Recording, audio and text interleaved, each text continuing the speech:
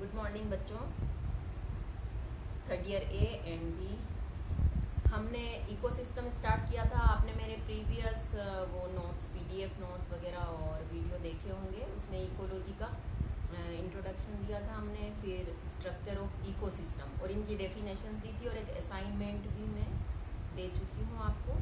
आज हम उसी को आगे बढ़ाएंगे। आज का टॉपिक हमारा रहेगा स्ट्रक्चर ऑफ एन इकोसिस्टम, पारिस्थितिकी तंत्र की संरचना। आपको बहुत अच्छी तरह से पता है कि पारिस्थितिकी तंत्र या जो इकोसिस्टम है उसमें मेनली 2 टाइप्स के कंपोनेंट्स होते हैं, 2 तरह के घटक होते हैं, abiotic component and biotic component. ये भी मैंने बताया था, इसी को आगे डिटेल पढ़ेंगे। ए बायोटिक कंपोनेंट्स को हिंदी में कहते हैं अजैविक घटक और बायोटिक कंपोनेंट्स को कहते हैं जैविक घटक। बायोटिक जो आपका कंपोनेंट है उसके अंदर जितने भी सजीव हैं वो सब आ जाते हैं। एबायोटिक में ऑर्गेनिक, इनऑर्गेनिक मटेरियल्स और वेदर के जो फैक्टर्स हैं, टेम्परेचर वगैरह, उन सबको हम एबायोटिक में रखेंगे। बहुत सारे एग्जाम्पल, ये आपका असाइनमेंट है, आप एक लिस्ट बना के रखेंगे आज की डेट में अपने पास कि एबायोटिक कंपोनेंट क्या क्या हो सकते हैं और बायोटिक कंपोनेंट क्या क्या हो सकते हैं। जैसे ही कॉलेज खुलेंगे मैं आपका डेट वाइज असाइनमेंट चेक करूंगी, तो इसको आप इजी और लापरवाही से ना लें। जो भी असाइनमेंट, तो आज का असाइनमेंट है एबायोटिक कंपोनेंट की और बायोटिक कंपोनेंट की लिस्ट पर्सनली आप बना के आज की तारीख में रखेंगे। एबायोटिक फैक्टर्स ऑफ इकोसिस्टम, इसका थोड़ा सा एग्जांपल मैं देती हूँ। जैसे सारी गैसेस, तो आप गैसेस के नाम आप लिखेंगे। और वातावरणीय कंपोनेंट जिन्हें भौतिक घटक अलग से हम कह सकते हैं। तीसरा कंपोनेंट कह सकते हैं फिजिकल कंपोनेंट या भौतिक घटक, जिसमें प्रकाश, तापमान, आर्द्रता यानी ह्यूमिडिटी, लाइट, टेम्परेचर, ये सब आता है। और भी कुछ रह गए हैं, वो आपको सोच समझ के बताने हैं और असाइनमेंट में करने हैं। Now biotic component of ecosystem, इसमें समस्त जीवित घटक या सजीव, लिविंग थिंग्स, लिविंग ऑर्गेनिजम्स आते हैं, चाहे वो छोटे से जीव प्रोटोजोन से लेकर महामानव, जो भी डेवलप्ड कॉर्डेट्स हैं वो सभी इसमें आ जाते हैं। और उनकी जो स्पीशीज है, कुछ टर्म्स हैं जो आप नोट करना खास करके, जैसे जातियां समूह में रहती हैं और उसे हम क्या कहते हैं, समष्टि। समष्टि पॉपुलेशन, ये बार बार रिपीट होंगे ये शब्द इनके, इसलिए इनकी डेफिनेशंस आप याद कर लेना। जातियां, सजीव की जातियां होती है, जातियां समूहों में रहती हैं और समूह को समष्टि या पॉपुलेशन कहते हैं। एक ही जाति के समूह को उस जाति की समष्टि कहते हैं। जैसे फॉर एग्जाम्पल आम का बाग, तो उसमें आम ही आम होते हैं। हिरणों का झुंड, तो उसमें हिरण ही हिरण होते हैं। तो क्या हो गई, ये एक समष्टि हो गई या पॉपुलेशन, इसे हम कह सकते हैं। जब अलग अलग समष्टियां मिलकर एक जगह पर रहेंगे, एक स्थान विशेष पर या स्पेसिफिक प्लेस पर अलग अलग पॉपुलेशन रह रही होती हैं, तो वो कहलाती है कम्युनिटी। हिंदी में कहेंगे इसको समुदाय। तो ये भी आपका असाइनमेंट है, समष्टि या पॉपुलेशन किसे कहते हैं और समुदाय या कम्युनिटी किसे कहते हैं, मैं बता चुकी हूं, आप रिपीट करके सुन लीजिएगा। अब जहां पर कम्युनिटी रह रही हैं, समष्टियां रह रही हैं, उनका आपस में अन्योन्य क्रियाएं या परस्पर उनकी रिलेशंस होते हैं, एक दूसरे पर वो निर्भर करते हैं और प्राकृतिक संतुलन इस इकोसिस्टम का बना रहता है। अब हम इसमें आगे बढ़ते हैं। पारिस्थितिकी तंत्र में हमने जैविक और अजैविक घटक देख लिए। फिर आपके आते हैं फूड चेन्स वगैरह के बारे में आपने पढ़ा होगा। तो उसमें नंबर 1 पर जो कंपोनेंट आता था फूड चेन का, खाद्य श्रृंखला का, वो होता है उत्पादक जीव या प्रोड्यूसर, जिसे कहते हैं इंग्लिश में उत्पादक जीव। अब आप सोचिए क्या होते हैं उत्पादक जीव, जो स्वयं का भोजन खुद बना लेते हैं, स्वपोषी या ऑटोट्रोफिक लिविंग ऑर्गेनिज्म, जो कि ऑल ग्रीन प्लांट्स उसमें आते हैं, क्योंकि उसमें हरित लवक या क्लोरोप्लास्ट या क्लोरोफिल युक्त जो हरित लवक है वो प्रेजेंट होता है, और वो प्रकाश और प्रकाश की उपस्थिति में, और पानी उसको चाहिए होता है H2 एंड सनलाइट, तो फोटोसिंथेसिस की प्रोसीजर होती है वहाँ पे, और वो हरित लवक के साथ मिलकर अपना भोजन खुद बना लेता है, जो कि स्टार्च होती है।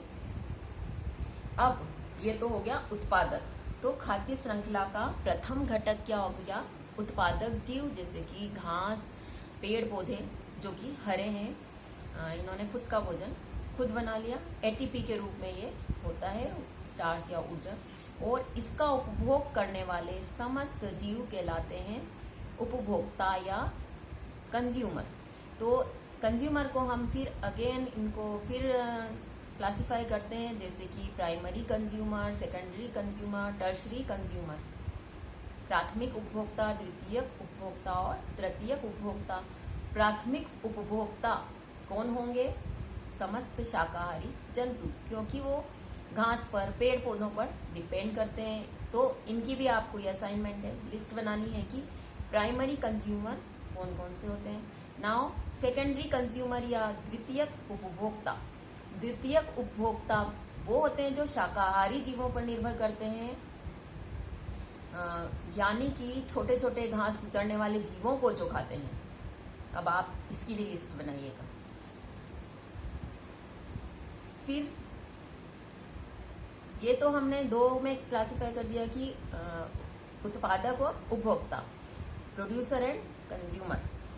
नाउ कंज्यूमर्स को हम अगेन दो में अलग तरह से क्लासिफाई करें तो फिर से दो में कर सकते हैं, वृहद उपभोक्ता या मैक्रो कंज्यूमर्स, और माइक्रो कंज्यूमर्स, सूक्ष्म उपभोक्ता। ए और बी करके लिख सकते हैं आप, मैक्रो कंज्यूमर, माइक्रो कंज्यूमर, वृहद उपभोक्ता, सूक्ष्म उपभोक्ता। ये थोड़ा अलग तरह का क्लासिफिकेशन है। इसमें वृहद उपभोक्ता वो जीव होते हैं जो अन्य जीवों या उनके अंगों का भक्षण करते हैं। किस पे फीड करते हैं वो? अदर ऑर्गेनिजम्स या उनके ऑर्गन्स का। और जो कॉम्प्लिकेटेड ऑर्गेनिक मटेरियल्स होता है उसको सिंपल ऑर्गेनिक मटेरियल्स में कन्वर्ट करके एनर्जी फ्री करते हैं, ऊर्जा मुक्त करते हैं। और इसको हम 3 कैटेगरीज में रख सकते हैं। किसको? वृहद उपभोक्ता को, जैसे प्रथम श्रेणी के उपभोक्ता या प्राइमरी कंज्यूमर। ये कौन से वाले हैं, इसमें आप कंफ्यूज मत होना। पहले भी मैंने प्राइमरी कंज्यूमर बताया था, सेकेंडरी और टर्शरी बताया था, पर ये वृहद उपभोक्ता का आगे का वर्गीकरण है, मैक्रो कंज्यूमर्स का, जिसमें फर्स्ट हमने कहा है प्राइमरी मैक्रो कंज्यूमर, दूसरा सेकेंडरी मैक्रो कंज्यूमर, तीसरा है टर्शरी मैक्रो कंज्यूमर, और लास्ट में है पैरासाइट्स, स्कैवेंजर्स एंड सेप्रोप्स, परजीवी, समार्जक और मृतजीव। तो प्राथमिक उपभोक्ता जो है, प्राथमिक वृहद उपभोक्ता या प्राइमरी मैक्रो कंज्यूमर जो है, ये पूर्णतः शाकाहारी होते हैं, रोडेंट्स, खरगोश वगैरह। द्वितीयक बिल्ली, कुत्ता वगैरह, सांप। तृतीयक होता है टर्शरी, गिद्ध, चीता, शेर, लॉयन, टाइगर एटसेट्रा, ईगल। परजीवी में समस्त बैक्टीरिया आते हैं, फंजाई आती है, और समार्जक स्कैवेंजर या डेट्रीवोर्स में आते हैं अर्थवॉर्म्स, टर्माइट्स यानी केंचुए, दीमक एटसेट्रा। अब है सूक्ष्म उपभोक्ता, माइक्रो कंज्यूमर। ये डिकम्पोजर्स होते हैं जो खाद्य पदार्थ का रूप बदल देते हैं, काम में आने लायक उसको, सड़े गले जो मृत सड़े गले खाद्य पदार्थ हैं उनका रूप बदलकर उसको यूजफुल बना देते हैं। खाद या फर्टिलाइजर भी इसी का एक एग्जाम्पल है। इसमें एक्टिनोमाइसिटीज कवक या फंजाई जिसे कहते हैं, एक्टिनोमाइसिटीज, फंजाई और बैक्टीरिया आते हैं। तो आज का आपका ये चैप्टर था, इसे अच्छे से सुनिए और इसमें जो असाइनमेंट दिए हैं वो करिए। नेक्स्ट हम देखेंगे फंक्शनिंग ऑफ इकोसिस्टम। कोई भी पारिस्थितिकी तंत्र की कार्य प्रणाली क्या होती है, उसमें एनर्जी फ्लो किस तरह होता है, यानी पारिस्थितिकी तंत्र में ऊर्जा प्रवाह कैसे होता है, और उसमें क्या ट्रॉफिक लेवल्स हैं, यानी पोषण स्तर क्या है, और कुछ फूड चेन्स के हम एग्जाम्पल देखेंगे। इसके कुछ फोटो मैंने डाले भी हैं आपको पीडीएफ बना के, कुछ फूड चेन्स के, जैसे अलग अलग स्थान पर जो चलती हैं, घास स्थल खाद्य श्रृंखला, फॉरेस्ट वन वाली खाद्य श्रृंखला, एक्वेटिक यानी जलीय खाद्य श्रृंखला, डेजर्ट यानी रेगिस्तानी खाद्य श्रृंखला। ये सब हम अगले अपने वीडियो में और पीडीएफ में आपसे शेयर करेंगे। इस जो भी हम वीडियो डालते हैं या पीडीएफ डालते हैं उसको आप इजी ना लें, ये हम बहुत मेहनत से आपके लिए एफर्ट्स कर रहे हैं। तो आपकी पढ़ाई ऑनलाइन जारी रहनी चाहिए, क्योंकि आपका फ्यूचर आपके हाथ में है। ये टाइम निकल जाएगा, वापस आपके हाथ में नहीं आएगा। तो be serious and attentive. Okay.